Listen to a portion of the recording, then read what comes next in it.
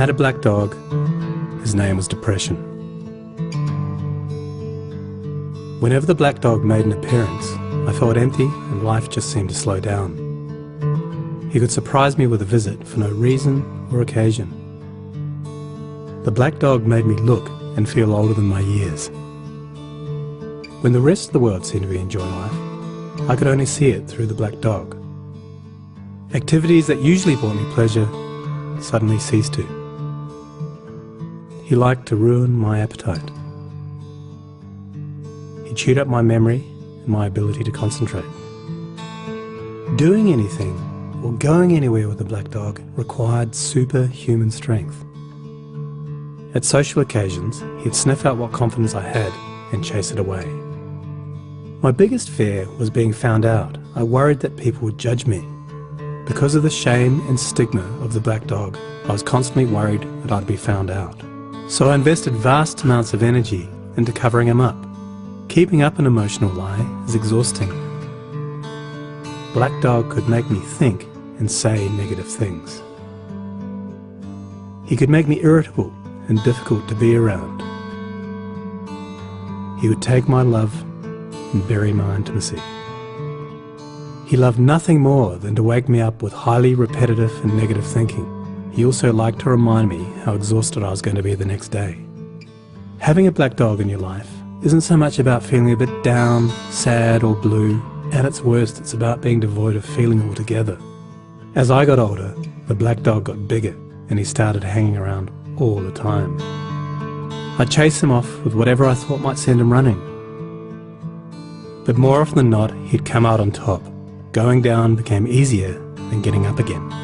So I became rather good at self-medication, which never really helped. Eventually, I felt totally isolated from everything and everyone. The black dog had finally succeeded in hijacking my life. When you lose all joy in life, you can begin to question what the point of it is. Thankfully, this was the time that I sought professional help. This was my first step towards recovery and a major turning point in my life. I learned that it doesn't matter who you are, the black dog affects millions and millions of people. It is an equal opportunity mongrel. I also learned that there was no silver bullet or magic pill. Medication can help some, and others might need a different approach altogether. I also learned that being emotionally genuine and authentic to those who are close to you can be an absolute game changer. Most importantly, I learnt not to be afraid of the black dog, and I taught him a few new tricks of my own.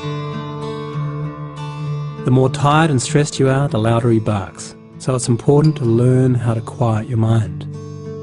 It's been clinically proven that regular exercise can be as effective for treating mild to moderate depression as antidepressants, so go for a walk or a run and leave the muck behind. Keep a mood journal. Getting your thoughts on paper can be cathartic and often insightful. Also keep track of the things that you have to be grateful for. The most important thing to remember is that no matter how bad it gets, if you take the right steps, talk to the right people, black dog days can and will pass. I wouldn't say that I'm grateful for the black dog, but he's been an incredible teacher. He forced me to re-evaluate and simplify my life. I learnt that rather than running away from my problems, it's better to embrace them. The black dog may always be part of my life, but he'll never be the beast that he was. We have an understanding. I've learned through knowledge, patience, discipline and humour, the worst black dog can be made to heal. If you're in difficulty, never be afraid to ask for help. There is absolutely no shame in doing so. The only shame is missing out on life.